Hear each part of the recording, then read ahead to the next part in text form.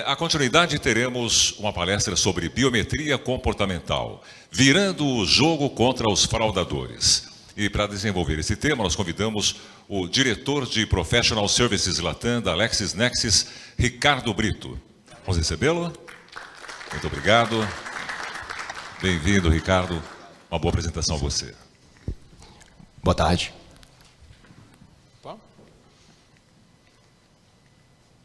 Bom, hoje eu queria trazer uma abordagem para vocês do uso da biometria comportamental como uma camada adicional na prevenção a fraudes. Tá? Mas antes, eu queria passar por um rápido background da nossa empresa para vocês perceberem que a gente tem bastante experiência no que a gente vai abordar aqui hoje. A nossa empresa, LexisNexis, ela atua em 5 verticais. A primeira na defesa contra fraudes, na segunda em gestão de identidade, na terceira em compliance, ajudando as empresas a ficarem compliant com as regulações de cada país, na quarta em investigação, ajudando a encontrar criminosos, fraudadores e suspeitos, e por último na gestão de dados. A gente atua com os maiores clientes aqui no Brasil da indústria bancária, os neobanks também, e-commerce, fintechs e seguradoras, tá? Não só no Brasil, mas também ao redor do mundo. E no ano passado a gente transacionou 78 bilhões de eventos na nossa rede. Isso significa que passaram bilhões de aberturas de contas em bancos, bilhões de pagamentos com cartão de crédito, bilhões de logins, bilhões de transferências entre contas. E também, dentro da nossa base de dados digitais, temos bilhões de e-mails, de endereços de IP, dispositivos, números de telefones e identidades digitais. Tá? Por que eu estou falando disso? Porque hoje a gente precisa combater a fraude junto com todos os outros clientes, já que os fraudadores também estão se juntando para cometer a fraude.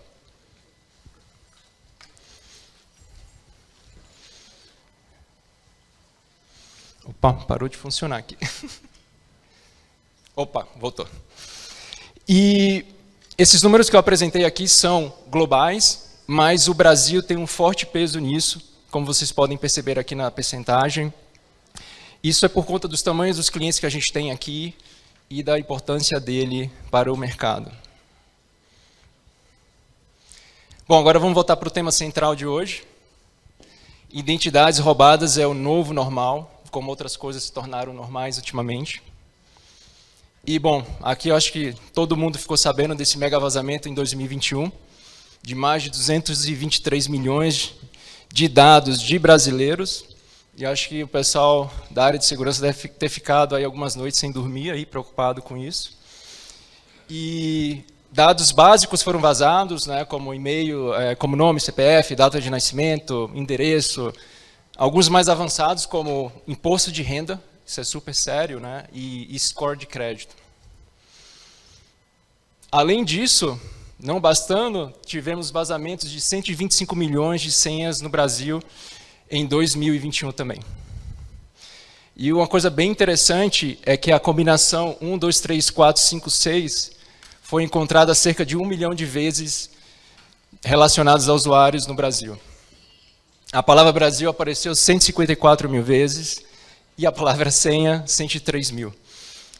Isso mostra que a gente ainda tem um longo caminho de conscientização, que eu já vi vendo aqui nas outras palestras, né, essa discussão de conscientizar o usuário a primeiro escolher uma senha melhor, usar caracteres especiais, letras maiúsculas e minúsculas, então a gente tem bastante trabalho pela frente. E como consequência vão surgir roubos de contas, exponencialmente. Engenharia social, é muito mais fácil agora eu ligar para a pessoa e me passar por uma instituição séria se eu tenho acesso a todas as informações dela. Ataques de malware e rats e ataques de bots, milhões de bots atacando o banco, o e-commerce. Mas tem um lado bom disso tudo, é que Com a biometria comportamental, pode ajudar a detectar esses casos, resolver esses desafios. Tá? E aqui tem uma definição bem formal do que é biometria comportamental. É o campo de estudo relacionado com o processo de identificação e medição de padrões de atividades que são únicas para cada ser humano. Resumindo, cada pessoa mexe no seu dispositivo ou no seu computador de um jeito único, tá? De um jeito biométrico. E aí você pode inferir algumas coisas, por exemplo, como é usado um teclado, qual a velocidade de digitação, essa pessoa usou algum atalho avançado, Shift Tab, quem sabe, ou o mouse saiu da tela, porque provavelmente foi para um Excel para copiar e colar alguma credencial. E interagindo com um dispositivo móvel, quão forte ela aperta na tela, ou quão grande é o dedo da pessoa, qual a velocidade que ela usa para deslizar na tela, ou como o telefone está segurado, qual a inclinação que ele está, se ele está deitado ou em pé.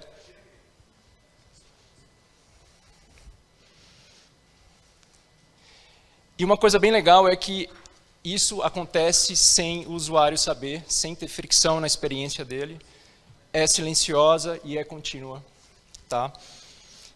Primeiramente, você tem o usuário interagindo com o aplicativo.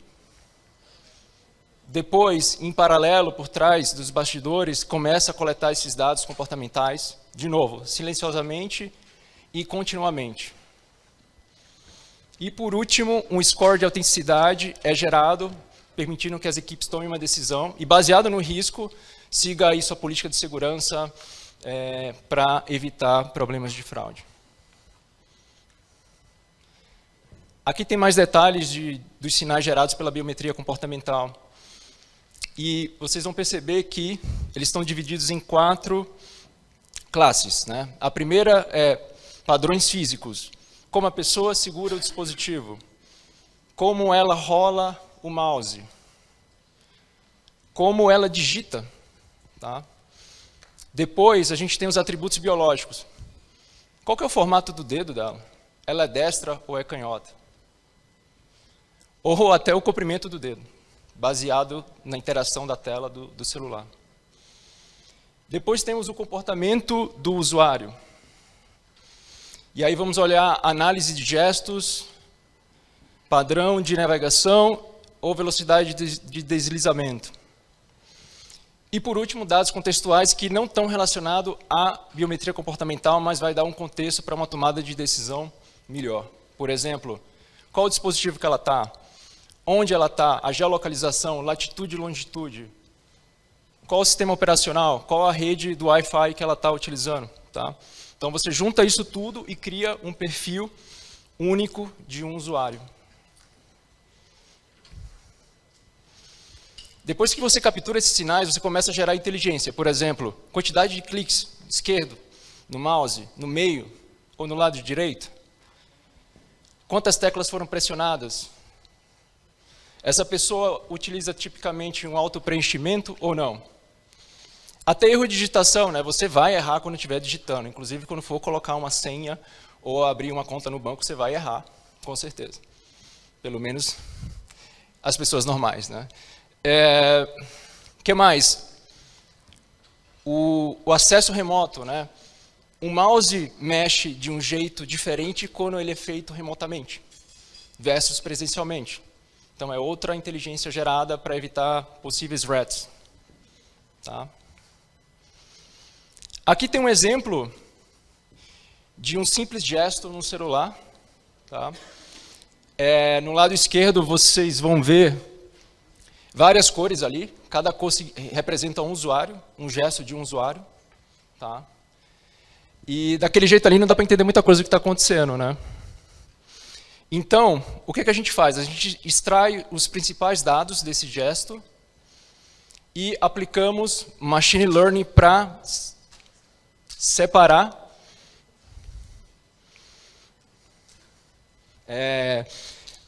para a gente poder criar um modelo que seja fácil de classificar e identificar como é um determinado usuário. Por exemplo, se entrou um usuário e ele for da cor verde, ele é aquele usuário daquele cluster ali embaixo verde, então ele vai ser classificado ali dentro, pelo score que foi gerado para ele.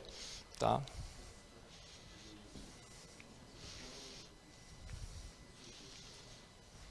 Parou de funcionar aqui.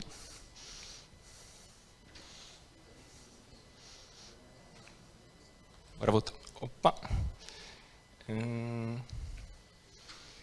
Esse slide estava animado, mas tudo bem. Bom, aqui a gente tem o desafio da autenticação, que você quer que a experiência do usuário seja transparente, seja sem fricção, e você quer que a eficácia da autenticação ela seja forte. Então, às vezes você para em um dilema. Tá?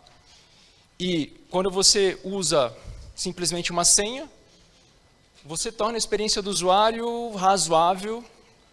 Às vezes você esquece a senha, tem que recuperar ela, resetar, às vezes não dá certo. Mas a gente sabe que senha não é seguro, por conta dos vazamentos que tem, por conta das senhas serem muito fáceis de serem descobertas. Tá? Aí, como uma segunda estratégia, é adicionado tipicamente o quê? Um segundo fator de autenticação. Um MFA, um token. Vai piorar a experiência do usuário, está adicionando mais uma etapa no fluxo que ele está seguindo ali para se autenticar. Né?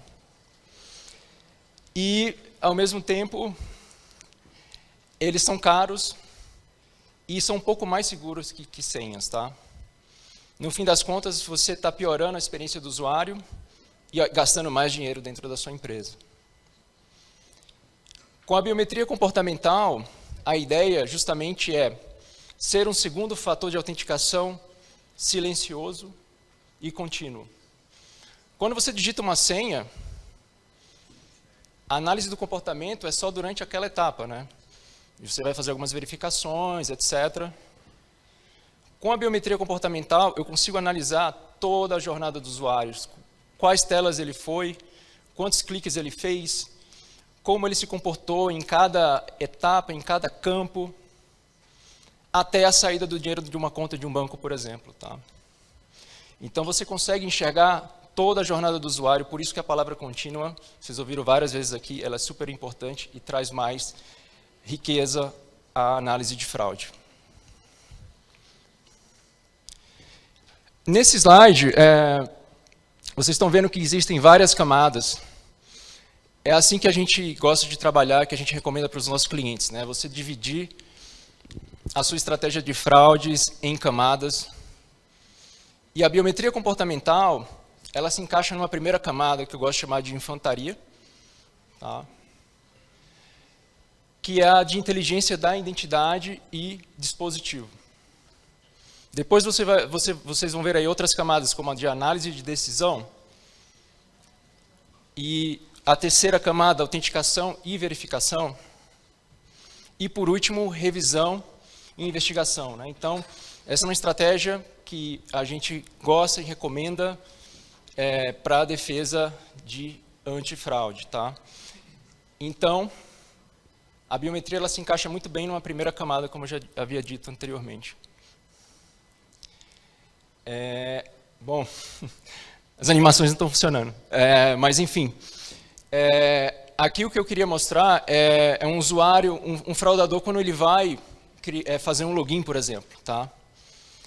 Ele inicia a jornada e a primeira coisa que ele pode fazer é um Alt-Tab para abrir um Excel, copiar uma credencial, voltar para a tela anterior e colar esse e-mail, por exemplo. Tá? E um dado bem interessante aqui é que se você é o dono do seu e-mail, você não vai copiar e colar ele. Então aqui, baseado nos nossos estudos, menos de 0,3% dos usuários se comportam assim. Então é uma red flag bem forte. Tá? E na hora que ele vai digitar a senha, como ele não tem familiaridade, ele vai digitar de um jeito mais pausado, em um ritmo diferente, uma velocidade diferente do que o dono da senha faria.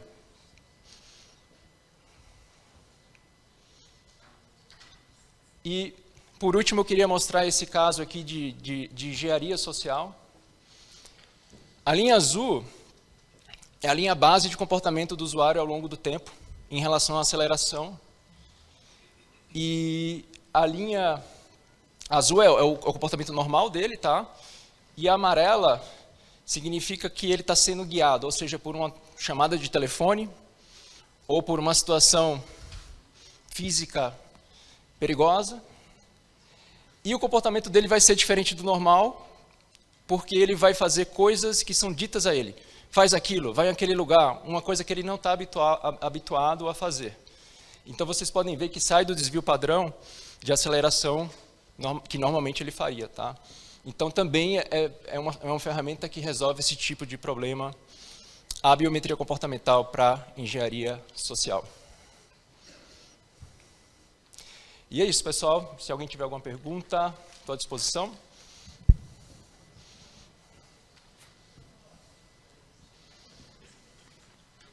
Não? Tem? Mais fácil. Opa. Obrigado. Uma dúvida, a dúvida que eu tenho é se essa solução ela estaria mais ligada a uma questão de acesso de infraestrutura, ou eu poderia utilizar isso, por exemplo, para qualificação de uma transação financeira? Essa sua pergunta é muito boa, obrigado por perguntar ela. Eu queria ter mencionado isso aqui. Pode ser para os dois. Pode ser tanto para usuários finais externos, seja um usuário, um cliente final de um banco, ou pode ser até um usuário interno dentro da empresa para acessar algum sistema crítico. Então, consegue atuar dos dois jeitos a ferramenta. Complementando. Estando dentro, usando ela para qualificação de uma transação financeira, esse algoritmo ele roda diretamente no dispositivo para ele poder fazer esse cálculo, vamos chamar um cálculo de risco, ou ele remete esses dados para, por exemplo, para uma cloud, alguma coisa assim, para poder fazer esse cálculo e depois dar esse retorno? É mais parecido com a segunda opção que você comentou, né? A gente vai ter um SDK dentro de uma aplicação de um celular, né? Ou um JavaScript, se é web, que vai coletar todos esses sinais que a gente viu aqui. Depois isso é enviado para um back-end para gerar toda a inteligência, né? Onde vão estar os modelos de machine learning para, no final, dar uma resposta, um score sobre aquele evento. E aí pode ser, no nosso caso, sim, é na nuvem, né? Na nossa nuvem. Tá bom. A última dúvida, para complementar o complemento. Qual é o índice de assertividade? Essa solução a gente está lançando ainda aqui no Brasil, vai lançar no próximo ano, então eu não tenho esse número para te dar aqui, tá? Em breve teremos. Obrigado. Boa tarde, parabéns pela solução. Eu tenho uma dúvida, como é que vocês encaram e tratam o fato de que no Brasil a Lei Geral de Proteção de Dados entende que dados de comportamento do usuário online representam um profiling e, portanto, deve ser tratado como dado pessoal sujeito às regras e limitações de tratamento previstos pela lei?